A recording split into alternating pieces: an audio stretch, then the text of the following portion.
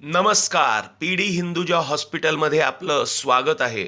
आजचा NABH champions ट्रेनिंगमध्ये विषय असणार आहे HR म्हणजेच ह्युमन रिसोर्स म्हणजेच मनुष्यबळाचं व्यवस्थापन कसं करावे ते कसं असतं. सर्वप्रथम आपण बघून घेऊया विजन काय. पुन्हा एकदा आपण पाहूया विजन काय. Quality health care for all. तर उच्च दर्जाची आरोग्य व्यवस्था सर्वांसाठी. त्यासाठी आपलं मिशन देखील ठरवलेलं आहे to create Hinduja hospital as a world class medical institution. म्हणजेच आपल्याला आपल्या हॉस्पिटलला जागतिक दर्जाचं आरोग्य व्यवस्था पुरवणारं केंद्र बनवायचं आहे. पण त्यासाठी आपल्याला डॉक्टर, नर्सेस, फार्मासिस्ट, वेगवेगळे टेक्निशियन्स, अटेंडंट्स अशा प्रकारच्या मनुष्यबळाची नित्य गरज लागते. पण त्यांना व्यवस्थित प्रशिक्षण देऊन आपल्याला दर्जेदार आरोग्य व्यवस्था निरंतर चालू ठेवायची आहे. हे सर्व करत असताना आपण आपले प्रोफेशनल बिहेवियर कसे असावे ते बघूया. आता आपल्या फाउंडर मेंबरनी म्हणजेच आपल्या संस्थापकांनी पीडी हिंदुजा परमानंद दीपचंद हिंदुजा यांनी आपल्याला काही 5 गाईडलाईन प्रिन्सिपल्स म्हणजेच मार्गदर्शक तत्वे घालून दिलेले आहेत. त्याचं पालन करा, ही आपली जबाबदारी आहे. ती काय आहेत त्याचा आपण मागोवा घेऊया. त्याचे संदर्भ काय काय लागतात ते आपण बघून घेऊया. तर आपल्याकडे 5 गाईडलाईन जी प्रिन्सिपल्स आहेत ती बघूया. वर्क टू गिव्ह म्हणजे देण्यासाठी काम करा. तर आपण देण्यासाठी कसं काम करतो, तर आपण चॅरिटी करतो. त्यानंतर आपले रुरल प्रोग्राम्स चालतात.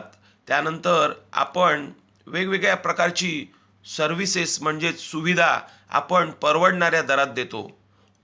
वर्ड इज बॉन्ड म्हणजेच आपला शब्द हा अंतिम असला पाहिजे. तर फुल टाईम आपण डॉक्टर त्यासाठी अपॉइंट केलेले आहेत. म्हणजेच पेशंट्सना डॉक्टर केव्हाही अवेलेबल मिळतील. आपण वेगवेगळ्या संस्थांकडून आपल्या गुणवत्ता धोरणासाठी प्रमाणित आहोत. Act local think global. सामान्य व्यवहार परंतु जागतिक दर्जाचा असला पाहिजे.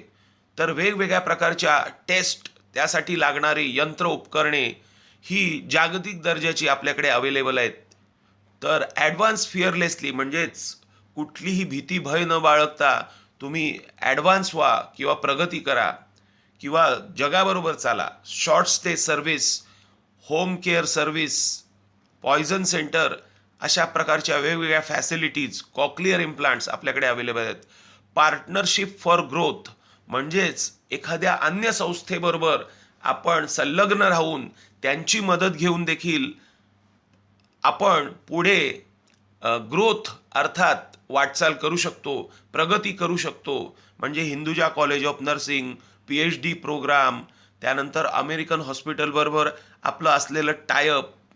तर या अशा वेगवेगळ्या ॲक्टिव्हिटीजमुळे आपण पार्टनरशिप करून आपला उत्कर्ष साधता येतो.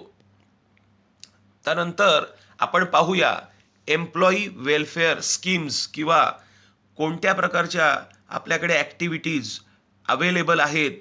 कर्मचाऱ्यांचे कल्याण हेतू काय सुविधा हॉस्पिटल पुरवते. तर फ्री मेडिकल बेनिफिट्स, औषध व्यवस्था, कॅन्टीन फॅसिलिटीज, अन्न व्यवस्था, फेस्टिवल ॲडव्हान्सेस, लायब्ररी, युनिफॉर्म आणि shoes, credit society, sports, annual day, death relief fund, group accidental policy, त्यानंतर कॉम्पिटिशन फॉर चिल्ड्रन्स. तर बघा मित्रांनो, परफॉर्मन्स ॲप्रेझल म्हणजेच कामगिरीचं आपण जे वर्षभरात काम करतो, ज्या पद्धतीने करतो त्या कामगिरीचे किंवा त्या आपल्या जॉबचे मूल्यमापन म्हणजेच परफॉर्मन्स ॲप्रेझल हे कसे केले जाते, कोणत्या निकषांवर ते केले जाते ते पाहूया. आता पहिला मुद्दा आहे मॉनिटरिंग आणि मूल्यांकन करण्याकरता. म्हणजे त्या स्टाफचं मूल्यांकन केलं जातं. त्या स्टाफला किती मानधन, किती पर्सेंटेजमध्ये त्या व्यक्तीला त्याच्या परफॉर्मन्सच्या आधारे द्यायचं आहे हे ठरवलं जातं. त्याची अचिव्हमेंट्स वर्षभरातली काय काय आहेत ती ओळखली जातात. त्याच्यामध्ये काय क्षमता, स्ट्रेंथ्स आणि विकनेस आहेत, काय कमतरता आहेत त्या ओळखल्या जातात. त्याला काय प्रकारचं ट्रेनिंग हवं आहे, जसं एक्सेल किंवा अन्य प्रकारचं कम्प्युटरी ज्ञान त्याला मिळावं, हे ओळखण्याकरता त्याच्यातील कौशल्य, स्किल्स, विशेषता आणि हे फॅसिलिटेट करण्याकरता, ह्याच्यात सुलभता आणण्याकरता हे केलं जातं. कोणत्या ग्रेड्स आहेत, कुठल्या कर्मचाऱ्याला, कुठल्या स्टाफला कुठली ग्रेड दिली पाहिजे हे ठरवलं जातं.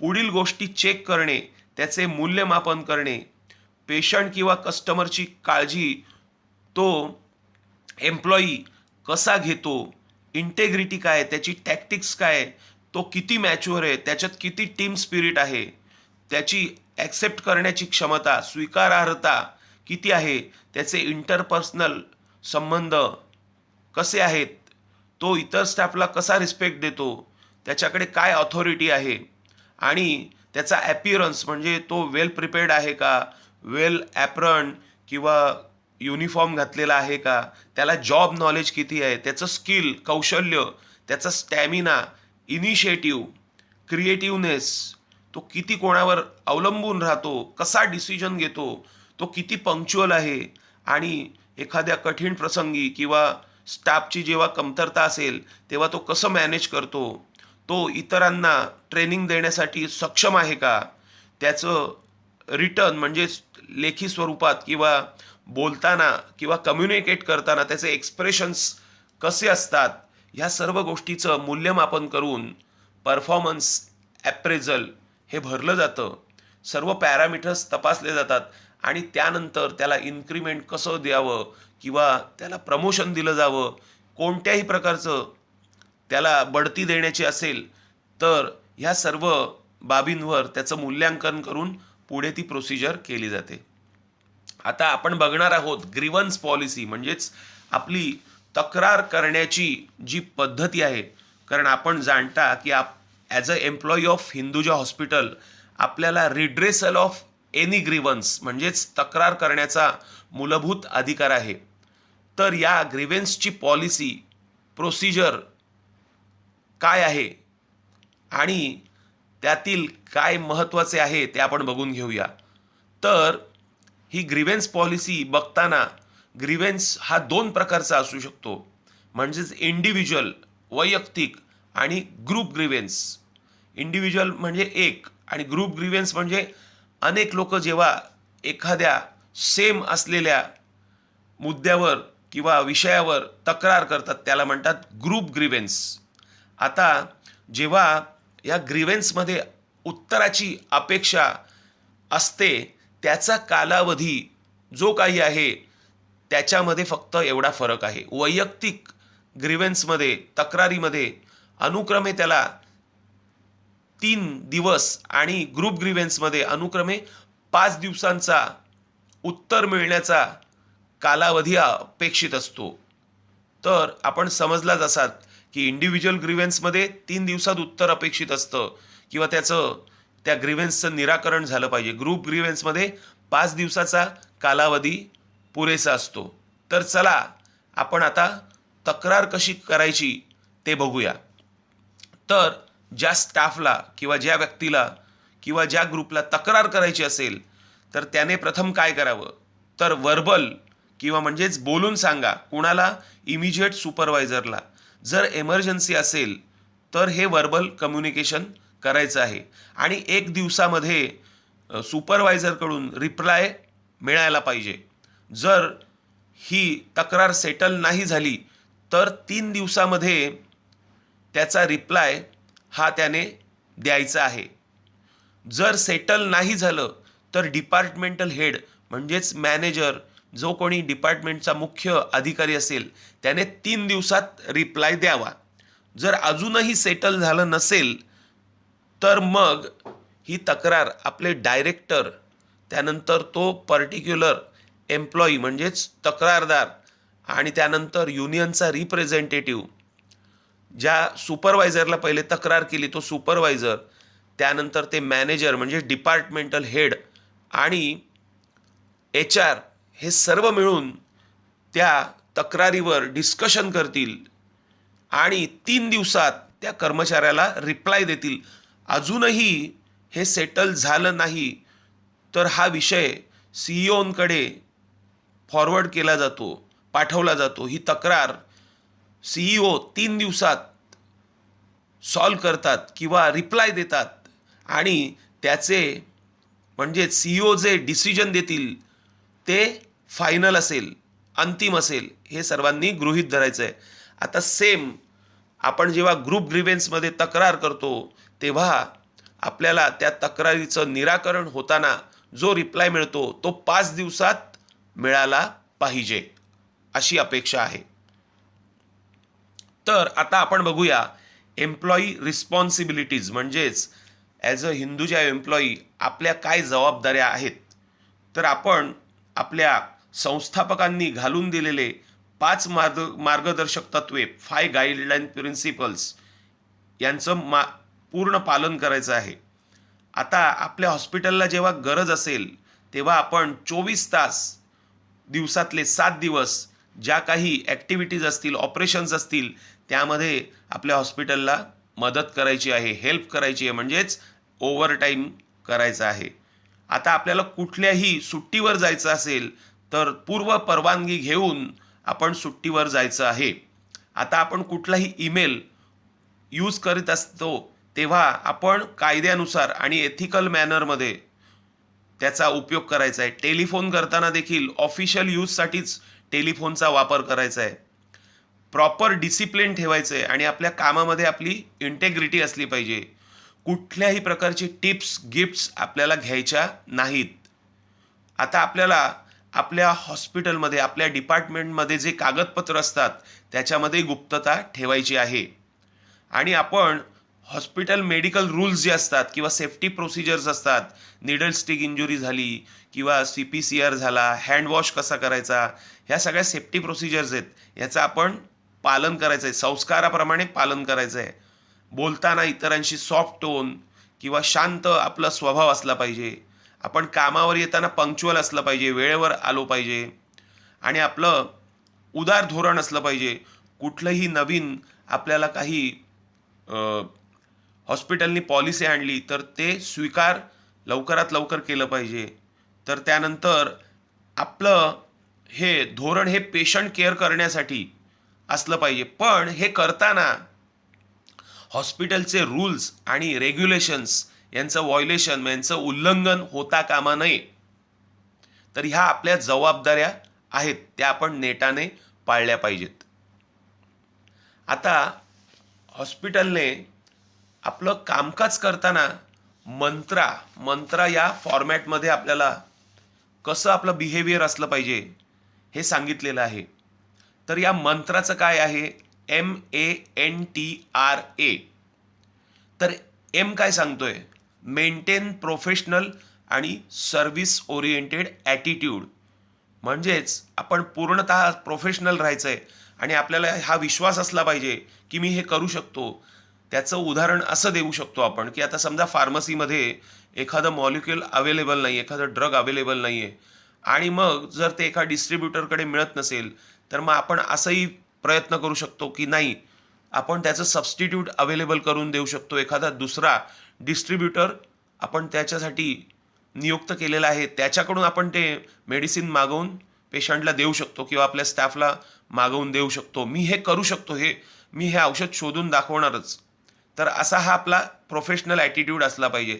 Acknowledge the presence of patient आणि स्टाफ. म्हणजे जेव्हा कुठलाही पेशंट किंवा स्टाफ मेडिसिन घ्यायला येतो तर त्याला प्रथम त्याच्या असण्याची जाणीव आपल्याला करून द्यायची. त्याला व्यवस्थित आपलं त्याचं स्वागत केलं पाहिजे. गुड मॉर्निंग, गुड इव्हिनिंग त्याला सांगितलं पाहिजे की मी तुमची काय मदत करू शकतो. तर अशा प्रकारचा हा ए आहे. एन म्हणजेच काय? Nothing is impossible. Anticipate patient needs like oncology drugs. म्हणजे आता उद्या ऑन्कोलॉजीला जे डे केअरला पेशंट येणार आहेत तर त्यांच्या जी काही लागणारी औषधं आहेत किंवा मेडिसिन्स आहेत ती आत्ताच अवेलेबल करून ठेवणं. म्हणजेच त्या पेशंटला त्याच्या सर्व्हिसमध्ये कुठल्याही प्रकारचं आपल्याकडून असुविधा होता कामा नये. तर नथिंग इज इम्पॉसिबल म्हणजे ती औषधं आपण अँटिसिपेट करणं गरजेचं आहे. Time is precious in case of CPCR, disaster और अदर एमर्जन्सीज, म्हणजे CPCR झाला तर आपल्याला जी काही क्रॅश कार्टला लागणारी औषधं आहेत ती लवकरात लवकर देता यावी. डिझास्टर झालं तर आपल्याकडे जे डिझास्टर किट आहे ते त्या डिझास्टरच्या म्हणजेच ॲक्सिडेंट एमर्जन्सी डिपार्टमेंटमध्ये लवकरात लवकर पोहोचवता यावी. त्याच्यासाठी टाईम खूप महत्त्वाचा आहे. रिस्पेक्ट अँड डिग्निटी, म्हणजेच आपण आपल्या को कलिग्स टीम मेंबर्स बरोबर अगदी रिस्पेक्टफुली राहिलं पाहिजे. ॲपियरन्स म्हणजेच apron, name tag, ID cards, हे आपला ॲपियरन्स आहे ते आपण ठेवलं पाहिजे. तर हा आहे आपला मंत्रा, याचं पालन करणं ही आपली एक जबाबदारी आहे. आता एम्प्लॉई राईट्स काय आहेत, म्हणजे जसं आपल्याला रिस्पॉन्सिबिलिटीज आहेत, आपली जबाबदारी पण आहे, तसे आपल्याला काही अधिकार पण प्राप्त झालेले आहेत. तर प्रथम काय, तर आपण जेव्हा हॉस्पिटलमध्ये किंवा ह्या इन्स्टिट्यूशनमध्ये जॉईन झालेला आहात तर आपल्याला प्रथम काय प्रश्न पडेल की माझे अधिकार मला काय माहिती असायला पाहिजे. तर माझे अधिकार काय आहेत हे मला माहिती असण्याचा अधिकार आहे. तर आता आपण ह्या हॉस्पिटलमध्ये रुजू झालेला आहात, येथे आपण रिझ्यूम केलेलं आहे, तर या हॉस्पिटलच्या काम करण्याच्या पॉलिसीज काय आहेत, काम करण्याची पद्धत काय, ती आपल्याला माहिती असली पाहिजे. हॉस्पिटलने आपल्याला काय काय बेनिफिट्स सुविधा दिलेल्या आहेत ते आपल्याला माहिती असलं पाहिजे. तर कोणत्याही प्रकारची आपल्याबरोबर हॅरेसमेंट होत असेल तर त्याची तक्रार लवकरात लवकर करण्याची ही आपल्याला अधिकार किंवा सुविधा असली पाहिजे. आता आपण जेव्हा आपल्या डिपार्टमेंटमध्ये रिझ्यूम करतो किंवा हॉस्पिटलमध्ये रिझ्यूम करतो तेव्हा आपल्यासोबत काम करणारे हे कर्मचारी वर्ग आपल्याबरोबर कोणत्याही प्रकारचा भेदभाव, मग तो आपल्या जातीवरून, आपल्या धर्मावरून, आपल्या जेंडरवरून किंवा आपल्या आर्थिक किंवा सामाजिक परिस्थितीवरून करणार नाहीत, हे आपल्याला आपला अधिकार सांगतो. तर जसे आपण हॉस्पिटलमध्ये किंवा डिपार्टमेंटमध्ये एंटर करता किंवा अपॉइंटमेंट लेटर आपण जेव्हा साईन करता तेव्हा आपण टर्म्स अँड कंडिशन, की मी आता जॉईन करणार आहे तर टर्म्स अँड कंडिशन्स काय आहेत, कुठल्या टर्म्स अँड कंडिशनवर आपण मला नोकरी देणार आहात, हे आपल्याला माहिती असलं पाहिजे. आपण ज्या डिपार्टमेंटमध्ये काम करणार आहोत तिथे आपले जॉब रोल काय आहेत, आपल्या जबाबदाऱ्या काय आहेत, ते आपल्याला माहिती असलं पाहिजे, त्याची माहिती आपल्याला पुरवली गेली पाहिजे. तर हे आहेत आपले राईट्स. तर आपल्याला माहिती आहे की आपण जसे नवीन हॉस्पिटल रुजू होता, हॉस्पिटलमध्ये नोकरी करायला सुरुवात करता त्याच्यापूर्वी आपल्याला चेक केलं जातं की आपल्या सर्व प्रकारच्या टेस्ट केल्या जातात. तर याच्यामध्ये एक हेपॅटायटिस B वॅक्सिनेशन, लसीकरण आपलं केलं जातं. हे कशासाठी करतात, to test level of HBsAg आणि anti-HBsAg, ज्याच्यामध्ये अँटीबॉडीज आपल्या पर्याप्त नसतात. तर मग त्याच्यासाठी आपल्याला जो डोस दिला जातो तो कुठल्या स्वरूपाचा दिला जातो, राईट नाऊ आत्ता जो डोस दिला जातो जो 0, त्यानंतर 1 महिन्यानी परत एक डोस दिला जातो दुसरा, त्यानंतर 3ऱ्या महिन्यात अजून एक डोस दिला जातो, 6व्या महिन्यात अजून एक डोस दिला जातो. तर आपल्याला ही हेपॅटायटिस B वॅक्सिनेशनची सुविधा आपल्याला मिळते. आता जसं आपण आपले राईट्स बघितले तसे पेशंटची राईट्स अँड रिस्पॉन्सिबिलिटीज आहेत. तर आता आपण इमॅजिन करा किंवा असं धरून चाला की आपणच पेशंट आहोत. जेव्हा आपण एखाद्या डॉक्टरकडे आपल्याला मेडिकल बेनिफिट्स मिळतात, तर आपण जेव्हा एखाद्या कन्सल्टंटची अपॉइंटमेंट घेतो तर आपणही पेशंट बनून स्वतः किंवा आपल्या रिलेटिव्हला घेऊन जातो, आपल्या नातेवाईकांना घेऊन जातो. तर मग तेव्हा आपलं बिहेवियर, आपलं वागणं हे कसं असलं पाहिजे, आपले संस्कार काय सांगतात ते बघूया. तर डॉक्टर जी काही अपॉइंटमेंटची डेट देतो, टाईम देतो, तर ह्याला आपण टायमावर किंवा वेळेआधी पोचलं पाहिजे. पोचल्यानंतर तिथे जो काम करणारा स्टाफ आहे त्याच्याबरोबर रिस्पेक्टफुली आपल्याला बोललं पाहिजे किंवा वागलं पाहिजे. कुठल्याही प्रकारचं नो अब्यूज म्हणजेच बिहेवियर, अशा प्रकारचं बिहेवियर, कुठल्याही प्रकारचे अपशब्द उच्चारता कामा नाहीत कुठल्याही प्रकारे. तर डॉक्टरनी सांगितलेले जे काही इन्स्ट्रक्शन आहेत, मेडिकल इन्स्ट्रक्शन म्हणजे तो जे काही काउन्सिलिंग सांगतात किंवा औषधं कशी घ्यायची, कुठल्या पुढच्या वेळेला कुठल्या अपॉइंटमेंटला यायचं, सगळे जे काही मेडिकल इन्स्ट्रक्शन आहेत, कुठल्या टेस्ट करायच्या, हे सर्व आपण याचं पालन करायचं आहे. डॉक्टर सांगतात की तुमच्या उपचारासाठी एवढा एवढा खर्च येणार आहे, तर ते उचलण्याची जबाबदारी, ते स्वीकारण्याची जबाबदारी आपण ठेवली पाहिजे. तर त्यानंतर एखादं समजा मेजर ऑपरेशन किंवा शस्त्रक्रिया करायची असेल, सर्जरी करायची असेल, तर डॉक्टर आपल्याला त्याबाबत संपूर्ण माहिती कॉन्सेंट फॉर्ममध्ये लिहून देतात किंवा ती छापील असते. तर ते संपूर्ण वाचून डॉक्टर जे आपल्याला इन्स्ट्रक्शन सांगतात, याच्यापासून हे होऊ शकतं, ते होऊ शकतं, अशी इजा होऊ शकते. तर हे आपल्याला जी माहिती दिली जाते डॉक्टरांकडून, त्या फॉर्मवर साईन करणं गरजेचं आहे. तर आपण डॉक्टराकडून जी ट्रीटमेंट घेतो आहोत, जो सल्ला घेतो आहोत, जे काउन्सिलिंग घेतो आहोत, तर ते जास्तीत जास्त टेलिफोनिक हे टाळावं. प्रत्यक्ष भेट घेऊन डॉक्टरांकडून तो वैद्यकीय सल्ला प्राप्त करायचा आहे. आता पेशंटला जशा रिस्पॉन्सिबिलिटीज आहेत, पेशंटनी कसं वागावं डॉक्टरकडे जाताना, ट्रीटमेंट घेताना, तसेच त्याला देखील अधिकार आहेत. तो ट्रीटमेंट घेतो आहे, तर मग त्याला देखील तो रिस्पेक्ट मिळाला पाहिजे. तर मग डॉक्टरचे अपॉइंटमेंटला जाताना किंवा ॲडमिट झाल्यानंतर पेशंटला काय राईट्स मिळाले पाहिजेत, त्याचे हक्क काय आहेत, तर त्याला त्याच्या संपूर्ण ट्रीटमेंटची, संपूर्ण आजाराची माहिती मिळाली पाहिजे, त्याला समजणाऱ्या भाषेत. त्यानंतर त्याला जर काही मेडिको लिगल केसेससाठी मेडिकल रेकॉर्ड्स हवे असतील, तर ते त्याला मिळाले पाहिजेत. समजा त्या ट्रीटमेंटला जाताना किंवा ॲडमिट होताना अचानक त्याला एमर्जन्सी आली, काही CPR आला किंवा कुठल्याही प्रकारची एमर्जन्सी आली, तर ती एमर्जन्सी त्याला केअर मिळणं गरजेचं आहे. तर त्यानंतर डॉक्टर जे काही सर्जरीपूर्वी इन्फॉर्म कन्सेंट फॉर्म याची माहिती आपल्याला सांगतात, तर ती त्यांनी आवर्जून सांगितली पाहिजे. तर त्याच्या आजाराची, त्याच्या ट्रीटमेंटची ही गुप्तता पाळली पाहिजे आणि त्याबद्दल डिग्निफाईड पद्धतीने ते ठेवलं पाहिजे. त्यानंतर आता ह्या डॉक्टरला वाटलं की ह्या डॉक्टरकडून मला व्यवस्थित ट्रीटमेंट मिळत नाही, असं समजा जर पेशंटचा समज असेल, तर त्याला दुसऱ्या डॉक्टरचं ओपिनियन म्हणजेच सल्ला घेण्याचा अधिकार आहे. त्यानंतर त्याला ट्रीटमेंट घेताना जे काही सर्व्हिस चार्जेस म्हणजे जी काही फी डॉक्टर आकारणार आहे, हॉस्पिटल आकारणार आहे, तर त्याची संपूर्ण माहिती त्याला मिळाली पाहिजे. त्यानंतर तो जर समजा पेशंट एखाद्या रोगाने ग्रसित आहे, मानून चला त्याला HIV आहे, तर त्याच्याबरोबर हा HIV पेशंट आहे म्हणून भेदभाव होता कामा नये, त्याला वेगळी वागणूक देता कामा नये. तर त्यानंतर त्या पेशंटची काळजी, उच्च दर्जाची आरोग्य व्यवस्था त्याला हॉस्पिटलकडून मिळणं हा त्याचा अधिकार आहे. त्या पेशंटला एज्युकेशन म्हणजेच काउन्सेलिंग, त्यानंतर सर्व माहिती हे त्या डॉक्टरनी किंवा हॉस्पिटलनी किंवा त्या संस्थेनी किंवा कस्टमर केअर युनिटनी त्या पेशंटला सांगितलं पाहिजे. त्यानंतर जर समजा तो पेशंट किंवा त्याचा नातेवाईक किंवा कोणतीही व्यक्ती ही त्याला दिल्या जाणाऱ्या ट्रीटमेंटला किंवा त्याच्याबरोबर केल्या जाणाऱ्या व्यवहाराला टोटल एखादं त्याला काही तक्रार असेल, तर ते तक्रार करण्याचा त्याला अधिकार आहे. तर धन्यवाद.